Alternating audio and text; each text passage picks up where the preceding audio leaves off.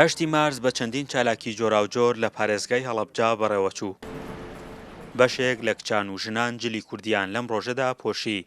ئەوان دەڵێن پێگەی ژن لە هەڵەبجا وابەستەی مێژووەکەیەتی، پێویستە ڕێگەیان پێ بدرێت بۆ هێنانەکایەی خەونەکانیان.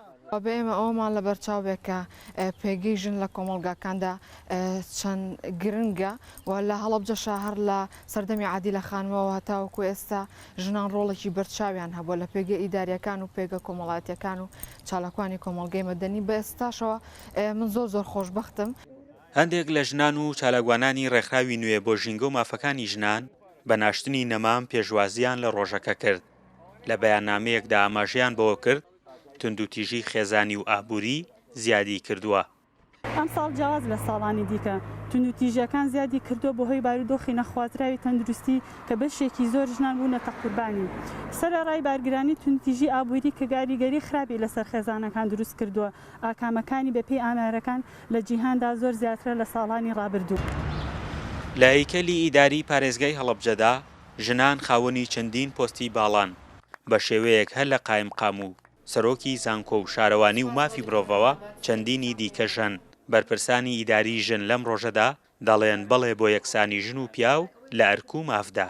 لە ڕاستیە ئێمە ژنان کە لە هەڵەبجە لەوانەیە بوو بە نمونەیەکی بەڕێوەبردننی ژنانە، بەڵام خودی خۆمان وەکو ژنان هەست بەو ژنێتیە ناکەین، تەنها وەکو بەرپرسارەتیەک مامەڵە لەگەڵ پۆستەکانمان ناکەین، چونکە کاتێنە سەر کارەکانمان بێگومان ئێمە هەموو بەرگێکی ژنانە لە خۆمان دەکەینەوە، تەنها و تەنها ئامانجمان خزمەتکردنە.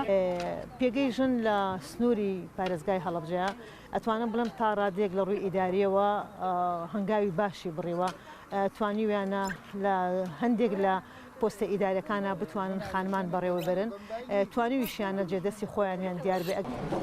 زۆر بوون ئەو خانمانەش کار خۆیان بە تەنها و لە هەشتی مارسدا بە ئەنجامدانی چالاکی پەیامی خۆیان گەیان. چرۆ دەڵێت بە پێشەنگایەکی شێوەکاری پەیامی ژنانی لەم ڕۆژەدا گەیاندووە.